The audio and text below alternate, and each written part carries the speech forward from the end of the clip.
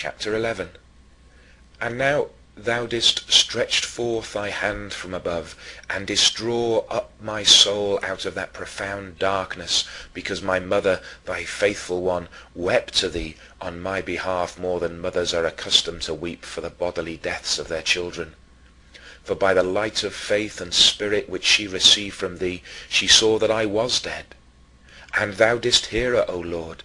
Thou didst hear her, and despised not her tears, when pouring down they watered the earth under her eyes in every place where she prayed. Thou didst truly hear her.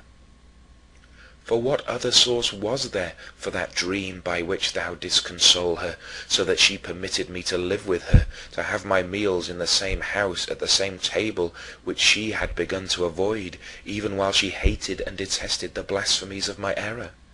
In her dream she saw herself standing on a sort of wooden rule, and saw a bright youth approaching her, joyous and smiling at her, while she was grieving and bowed down with sorrow.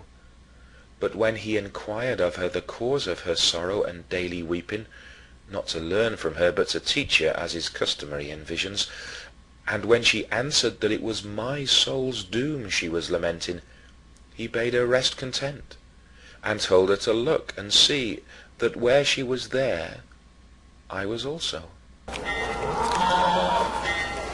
Augustine! I was waiting for you. I'm glad to see you. How are you? Today I'm fine. Why today? I had a dream last night. I was standing on a suspended mast, crying. Then I saw a young man coming towards me. He smiles and says, "Why are you crying?"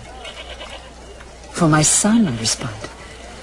He looks at me and tells me, "Look carefully. Can't you see he's standing where you are?" I turn and I see you, on the same mast, next to me. One day we will be united in our faith. That's the meaning of my dream. Whence came this vision, unless it was thy ears were inclined toward her heart? O thou omnipotent good, thou carest for every one of us as thou didst care for him only, and so for all as if they were but one. And what was the reason for this also, that when she told me of this vision, I tried to put this construction on it, that she would not despair of being some day what I was? She replied immediately, without hesitation, "No, for it was not told me that where he is, there you shall be, but where you are, there he will be." That's why I'm fine today. So you'll become a Manichaean soon as well. No, that man didn't say you were standing where your son is. But your son is standing where you are. I confess my remembrance of this to thee, O Lord, as far as I can recall it, and I have often mentioned it. Thy answer, given through my watchful mother, in the fact that she was not disturbed by the plausibility of my false interpretation, but saw immediately what should have been seen, and which I certainly had not seen until she spoke, this answer moved me more deeply than the dream itself. Still, by that dream, the joy that was to come to that pious woman so long after was predicted long before as a consolation for her present anguish. Nearly 9 years passed in which I wallowed in the mud of that deep pit and in the darkness of falsehood, striving often to rise, but being all the more heavily dashed down. But all that time this chaste, pious, and sober widow, such as thou dost love, was now more buoyed up with hope, though no less zealous in her weeping and mourning, and she did not cease to bewail my case before thee in all the hours of her supplication. Her prayers entered thy presence, and yet thou didst allow me still to tumble and toss around in that darkness. Chapter 12.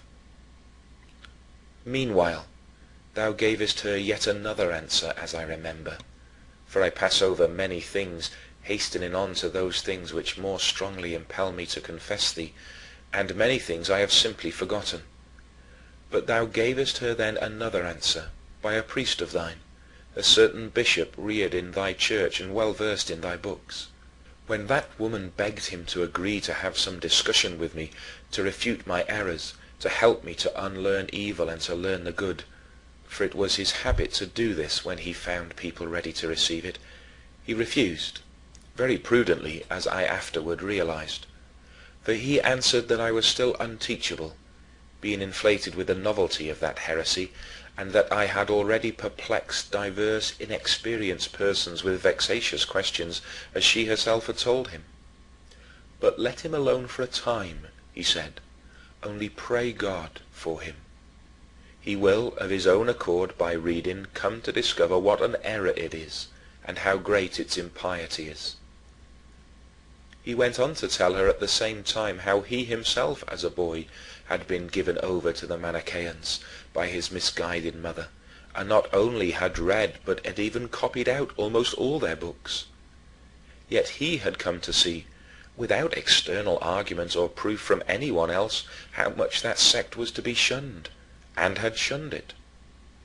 When he had said this, she was not satisfied, but repeated more earnestly her entreaties, and shed copious tears, still beseeching him to see and talk with me.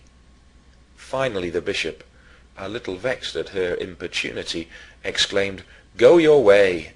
As you live, it cannot be that the son of these tears should perish." As she often told me afterward, she accepted this answer as though it were a voice from heaven.